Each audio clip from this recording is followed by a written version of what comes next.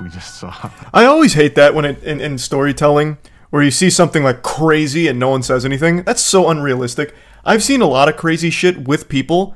You know what you immediately do when you see some crazy shit? You call attention to it. You say things. No one stands frozen. Like, that doesn't happen.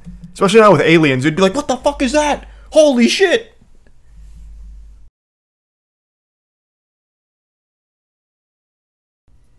Did you hear about the Aaron Rodgers UFO experience?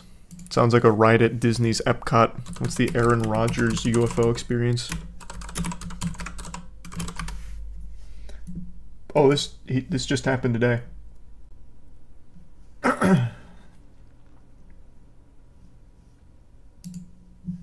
let's see.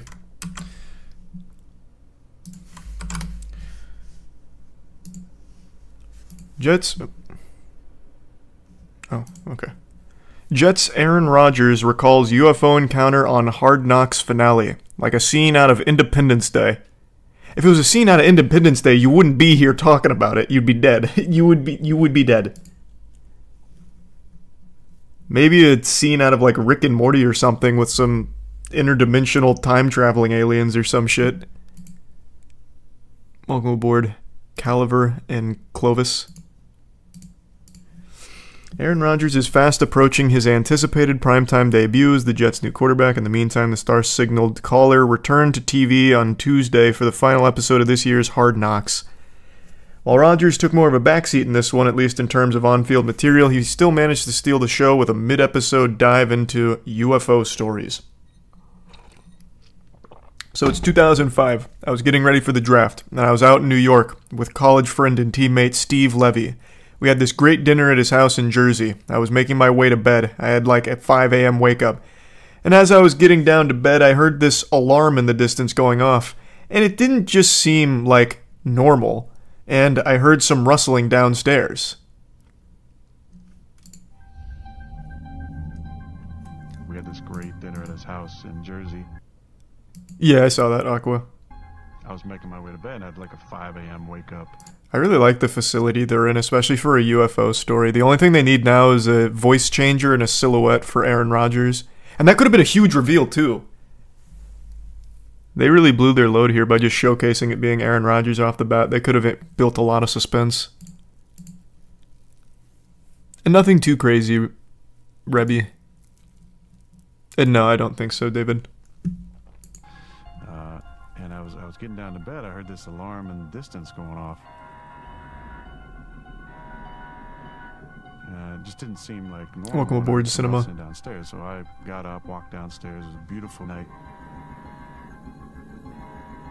And Steve and his brother and I walked outside, and up in the clouds, you know, we heard this sound and we saw this tremendously large object moving through the So the object was blasting the siren? When the ships are coming into the atmosphere and they're creating this like kind of explosion type fire in the sky.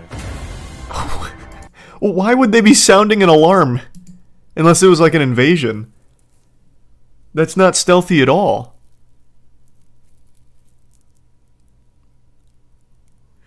What do you sincerely believe intelligent extraterrestrials may physically appear like? I've said that a lot, insectoid. And I watch it dub right now. I'm watching One Piece in dub.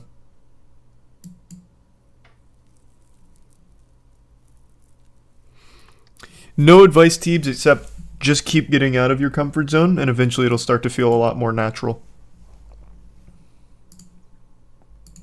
The more you do it, the better you'll get at it.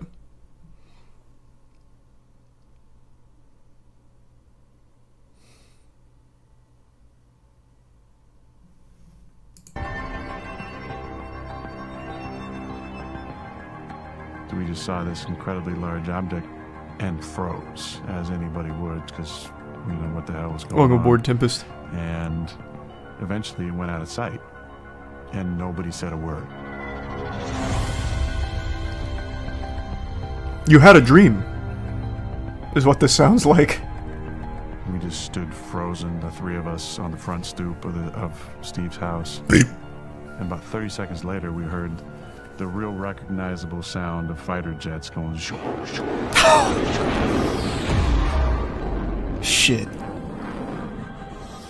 That seemed to be chasing this object. And again, we just stood there in just disbelief for another few minutes. Nobody said a word. And then we all kind of looked at each other like, did we just see what we think we just saw? I always hate that when in storytelling, where you see something like crazy and no one says anything. That's so unrealistic. I've seen a lot of crazy shit with people. You know what you immediately do when you see some crazy shit? You call attention to it. You say things. No one stands frozen. Like, that doesn't happen. Especially not with aliens. You'd be like, what the fuck is that? Holy shit! Nobody is just gonna sit there and be like,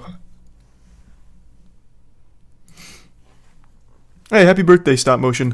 Hope you had a good birthday. And no, I haven't heard of them before, Enigma. I know that's a huge genre of content on Instagram, though.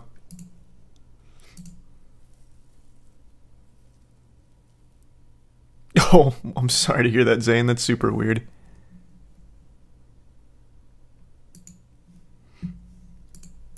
What was that?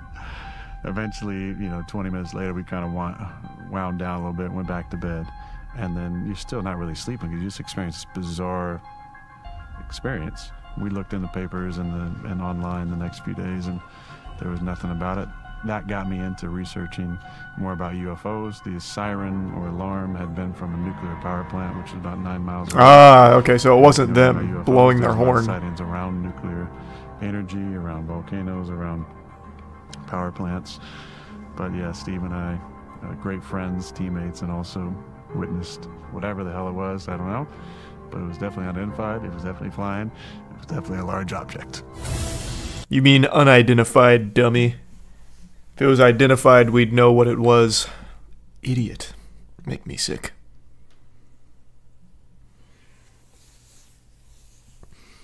Hey, no worries at all, Venus. Hope you're doing well.